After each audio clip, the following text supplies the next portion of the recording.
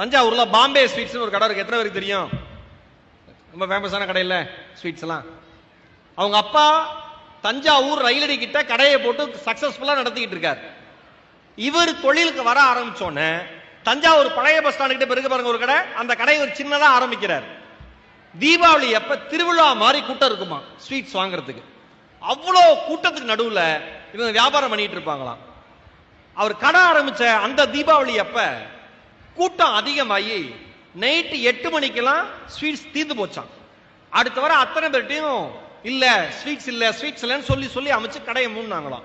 அதனால அடுத்த வருஷம் தீபாவளிக்கு என்ன பண்ணாராம், ஒரு யோசிச்சு ஸ்வீட்ஸை வாங்கி ஏத்திடணும்ட்டு நிறைய ஸ்வீட் போட்டு ஃபுல் ஸ்டாக் ரெடி பண்ணிட்டாங்களாம். வியாபாரம் சும்மா பிச்சுக்கிட்டு போதான். அப்பா வந்து டே வியாபாரம் எப்படி போகுது அப்படின்னு பாக்கிறதுக்காக வந்திருக்காரு. வழி நெடுக கூட்டம் எல்லாம் வாங்கிட்டு இருக்காங்க. அப்படியே ஒரு முறை சுத்தி பார்த்தாராம் அவங்க அப்பா. பார்த்துட்டு அவர்கிட்ட சொன்னாராம், நீ என்ன பண்ணு, கடையை மூடிட்டு வீட்டுக்கு வந்துருன்னா 8 மணிக்கு.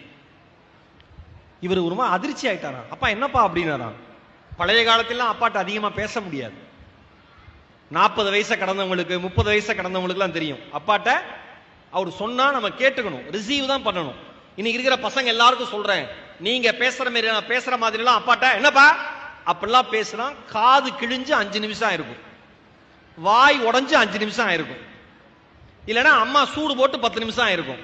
என்ன வேணா சொல்லு, அந்த ஆளை ஏதாவது சொன்ன தொலைச்சு விடுவாங்க அம்மா. அப்படி இருந்துச்சு ஒரு காலத்துல மனைவி எல்லாம் அப்படி இருந்தாங்க, புருஷனுக்கு சப்போர்ட் பண்ணி. அப்ப புருஷனும் அப்படி இருந்தார், அது வேற விஷயம். கடையை மூட்டு வான்னு சொன்னேன்னாராம். இவருக்கு மனசு பாரமா, இவ்வளவு ஸ்வீட்ஸ் இருக்கு கடையை மூடிட்டு வான்னு சொல்றாருன்னு அப்பா சொல்ல தட்டக்கூடாது அப்படின்னு கடையை மூட்டிட்டு இவர் போயிட்டார்.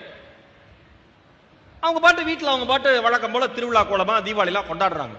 அடுத்த நாள் காலையில போய் கடையை தர அப்படின்ட்டு இவரு கூட வந்தாராம். இவர் வர்றப்ப மார்க்கெட்ல இருக்கிற மத்த இனிப்பு விற்கிற வியாபாரிகள் அத்தனை பேரும் வந்து, அண்ணே ரொம்ப நன்றினே, அண்ணே ரொம்ப நன்றினே, நீங்க கடையை மூட்டீங்க, எங்க கடையிலாம் சேல்ஸ் நல்லா போச்சு, சூப்பர்ண்ணே, நன்றினேன்னு சொன்னாங்களாம். உடனே அப்பா சொன்னாராம், நேற்று கடையை மூட சொன்னதற்கான காரணம் இதுதான். நீ மட்டும் வாழ வேண்டும் என்று நினைத்தால் கடை வீதியில் நம் கடை ஒருபோதும் இருக்காது. எல்லோரும் வாழ வேண்டும் என்று நினைத்தால் நீயும் நன்றாக இருப்பாய், அவர்களும் நன்றாக இருப்பார்கள். அவர் சொல்றப்பயே கண்கள் அப்படியே தண்ணீர் தேங்கி நிக்குது அப்பாவை பத்தி. அவர் சொல்றாரு, சார் நான் அப்பாவை பத்தி பேசினா பிரேக் போடாத பைக் மாதிரி சார் போயிட்டே இருப்பேன், நிறுத்த முடியாது சார்ங்கிறார். எப்படி ஒரு அன்பு பாருங்களேன். நாம மட்டும் நல்லா இருந்தா போதும், இன்னைக்கு எல்லாம் அப்படிதான் இருக்கும். நாம மட்டும் நல்லா இருந்தா போதும், நாம மட்டும் நல்லா, கூட பிறந்த அண்ணன் தம்பி, கூட பிறந்த அக்கா தங்கச்சி